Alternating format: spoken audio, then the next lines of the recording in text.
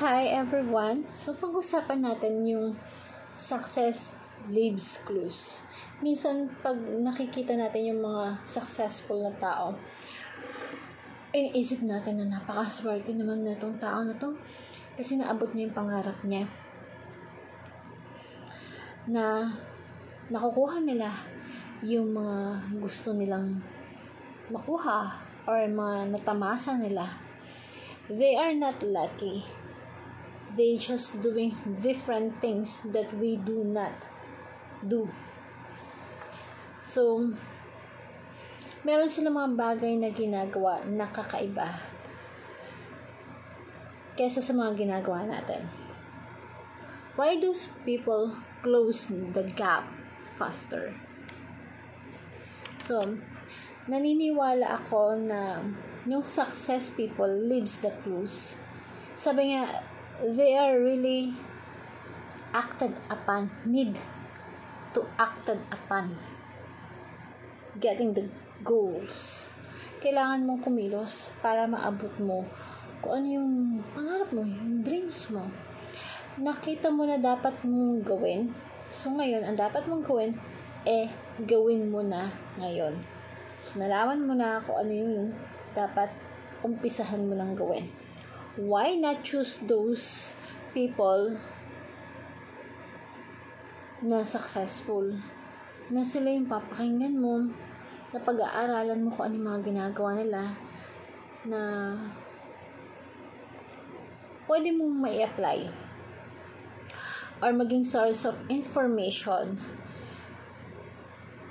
para magkuha mo yung pangarap or mapabilis mo yung pagkuha ng pangarap mo.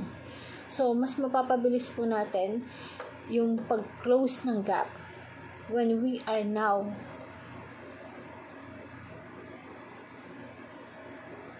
clear to us what we want to achieve in life.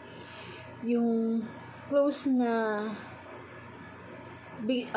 between the gap na pwede mong pag-aralan, makuha how they achieve or kung ano yung estado na ginawa nila to get the goals na pwede mong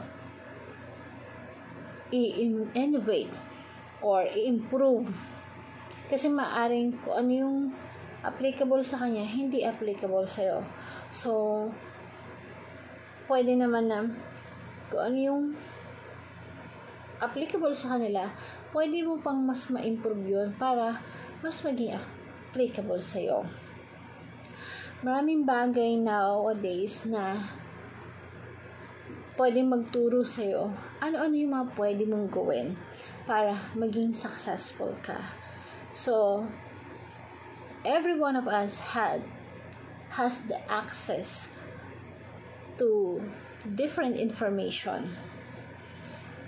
So, like, we try to study or improve the things that will make us getting what our goals. Once na nalaman mo yon, dapat ready ka. So, the question is, are you ready to get your goals? So, magandang tanong po yan sa sarili mo. At umpisahan mo na kung hindi mo pa alam, hindi ka pa ready, tanungin mo yung sarili mo ngayon. Kailan ka magiging ready kung hindi mo uumpisahan ngayon maging ready? Paano yung goals mo kung hindi ka pa ready? So, we're running out of time. And it's maybe the right time is now. So, get your goals right now. Okay? Thank you everyone and God bless.